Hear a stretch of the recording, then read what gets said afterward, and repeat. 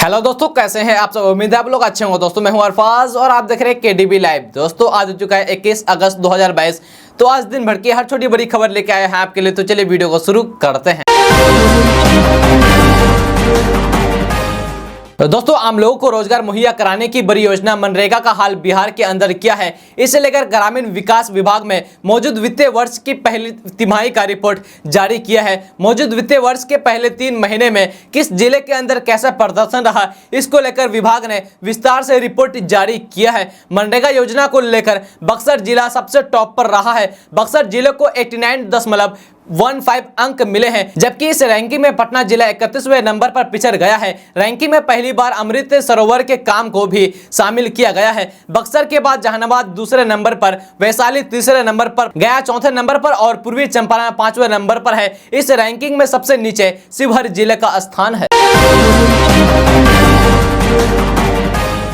दोस्तों बात करते हैं कि बिहार में नई सरकार बनते ही बीजेपी आरजेडी के मंत्रियों पर हमलावर है, खासकर सुशील मोदी पर, जहां खान एवं विद्युत मंत्री डॉक्टर रामानंद यादव ने उन पर गंभीर आरोप लगाए थे। साथ ही उनकी संपत्ति जांच कराने को लेकर भी कहा था, जिनका अब बीजेपी सांसद ने जवाब दिया है। उन्होंने अपनी संपत्ति लालू परिवार को गिफ्ट कराने का ऐलान कर दिया है। साथ ही कहा कि झूठ आरोप लगाने वालों पर मुकदमा करूंगा। दरअसल सुशील कुमार मोदी ने अपने ट्विटर हैंडल के माध्यम से एक ट्वीट किया, जिसमें उन्होंने कहा कि पटना का खेतान मार्केट लालू जी की कृपा से 1995 में तैयार हुआ। लोदीपुर का मॉल किसका है मुझे पता नहीं है। ये दोनों संपत्ति यदि मेरी या मेरे परिवार की है तो आज ही मैं लालू परिवार को गिफ्ट करने के लिए तैयार हूं। झूठ आरोप लगाने वालों पर मनहानि का मुकदमा करूंगा।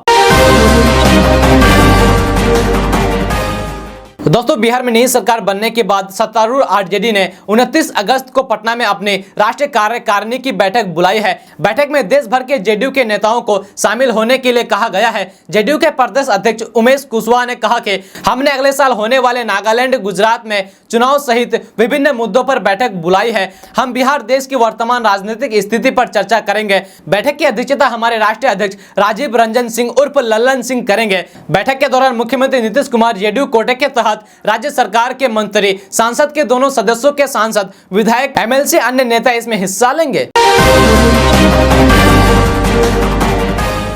तो दोस्तों गुजरात के बिल्किस बानो सामूहिक दुष्कर्म मामले के सभी दोषियों के रिहा किए जाने के बाद से विपक्ष लगातार केंद्र और गुजरात सरकार पर निशाना साध रहा है। जी हां, और अब इसी कड़ी में एआईएमआईएम के अध्यक्ष असदुद्दीन अवैसी ने जमकर केंद्र सरकार पर निशाना साधा और कानून व्यवस्था पर सवाल उठाए हैं। इसी के साथ ही उन्होंने प्रधानमंत्री नरेंद्र मोदी के सभी 11 लोगों को वापस जेल में भेजने की अपील की है। लेकिन बिल्किस बानो कहती है कि उनके जख्म ताजा हो गए हैं, न्याय पर मेरा भरोसा कम हो गया है। प्रधानमंत्री को बताना होगा कि अब क्या किया जाए। रिव्यू कमेटी बनी जिसमें 5 सदस्य बीजेपी के थे।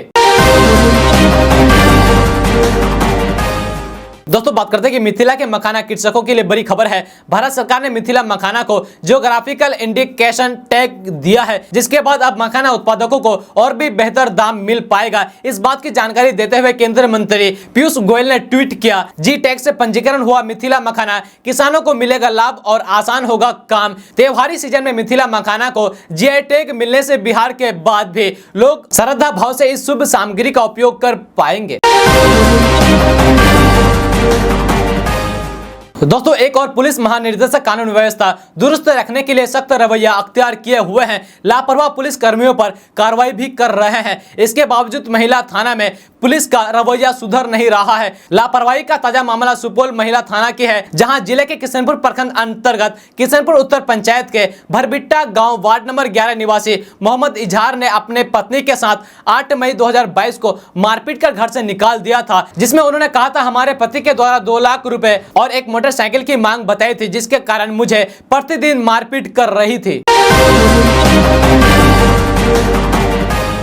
दोस्तों बात करते हैं कि पटना में मेयर चुनाव के लिए तैयार कर रहे पुरुष उम्मीदवारों को निर्वाचन आयोग ने बड़ा झटका दिया है। पटना नगर निगम में पिछली बार की तरह इस बार भी वही आरक्षण की व्यवस्था लागू की जाएगी। यहाँ मेयर और डिप्टी मेयर महिला के लिए आरक्षित था, इस बार यह पद महिला के लिए आरक्षित होगा। निर्वाचन आयोग से जो खबरें सामने आई है उसके अनुसार 2017 के चुनाव में नगर निगम में मेयर का पद जिस वर्ग के लिए आरक्षित था, उसी वर्ग के ही प्रत्याशी इस बार भी चुनाव लड़ेंगे। इस पुनः लागू करने के पीछे जो तर्क दिए गए हैं उसके अनुसार मेयर और डिप्टी मेयर के पदों के लिए पहली बार चुनाव होंगे। ऐसे में इस बार पुराने आरक्षण के नियम के आधार पर दोनों पदों के लिए इलेक्शन होंगे।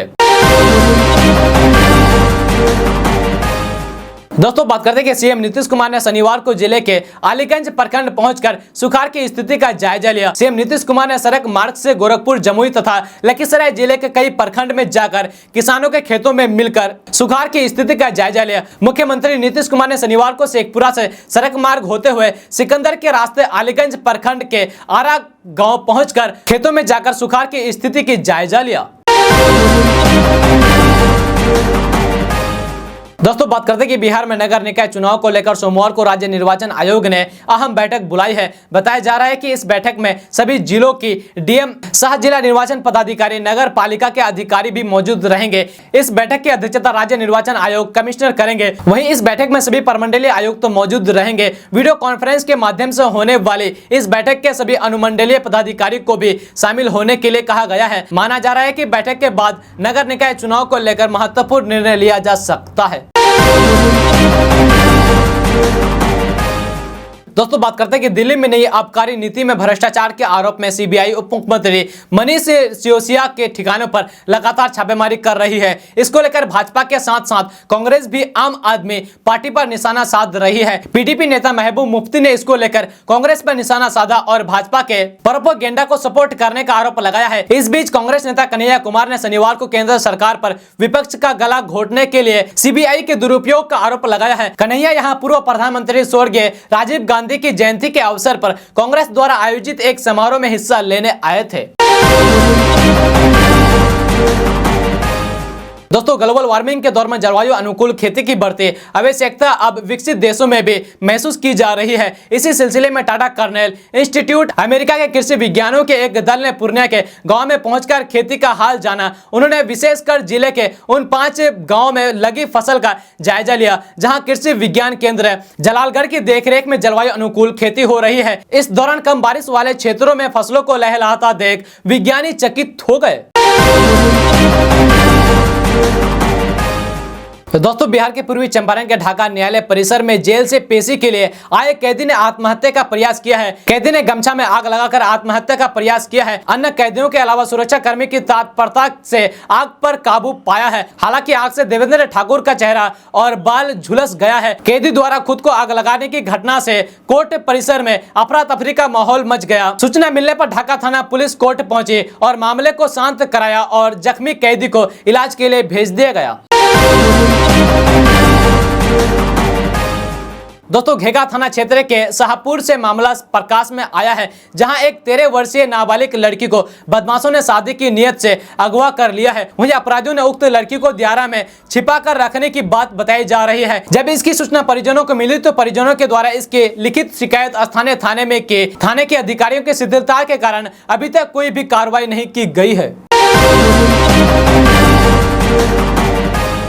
दोस्तों बात करते हैं कि बिहार में इस साल मानसून ने किसानों को काफी निराश कर दिया है। राज्य में अब तक औसत बारिश की तुलना में 30% ही बारिश हुई है। बारिश नहीं हुई तो जुलाई अगस्त में बाढ़ के लिए बदनाम राज्य की नदियों का जलस्तर भी शांत है। नदियों में अब तक वो उफान नहीं आया है जो यहाँ की नदियों की पहचान है। बिहार की अभी तक प्रमुख नदियां अगस्त महीने में भी शांत है। इस साल राज्य के किसी भी क्षेत्र में गंगा नदी एक भी बार खतरे के निशान को पार नहीं कर पाया है। नेपाल में हुई बारिश के कारण कोसी के जलस्तर में 1.5 महीने पूर्व उफान दिखा था, लेकिन उसके बाद बिहार की 100 कही जाने वाली कोसी भी अपने वैवाह के तुलना में शांत है। दोस्तों रविवार के लिए तेल कंपनियों की तरफ से पेट्रोल डीजल के ताजा रिपोर्ट जारी कर दिए हैं। रविवार को भी पेट्रोल डीजल के दाम में राहत की खबर है। ताजा रेट के अनुसार पेट्रोल डीजल के दामों में कोई बदलाव नहीं हुआ है। इसका मतलब है कि तेल के दाम स्थिर बने हुए हैं। हालांकि देश के अलग अलग शहरों में तेल के दाम में कुछ पैसे घटे और बढ़े हैं। गौरतलब है कि अंतिम बार पेट्रोल डीजल के दाम में बीते 22 मई को बदलाव हुआ था। बिहार की राजधानी पटना में रविवार को पेट्रोल की कीमत 107 रुपए 24 पैसे प्रति लीटर और वहीं डीजल की कीमत 94 रुपए 4 पैसे प्रति लीटर हो गए हैं। और भागलपुर में पेट्रोल के दाम 108 रुपए 2 पैसे प्रति लीटर और डीजल 94 रुपए 75 पैसे प्रति लीटर है। दरभंगा की बात करो तो यहाँ पेट्रोल की कीमत 107 रुपए 91 पैसे प्रति लीटर और डीजल 94 रुपए 65 पैसे प्रति लीटर है।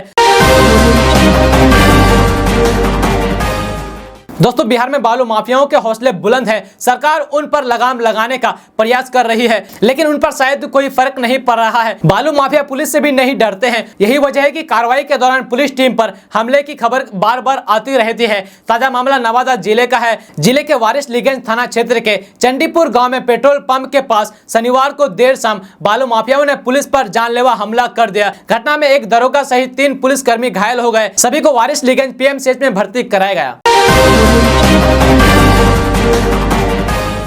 दोस्तों, आज का न्यूज यहीं तक। मिलते हैं अब कल की हर छोटी बड़ी खबरों के साथ। तब तक के लिए जय हिंद, जय भारत।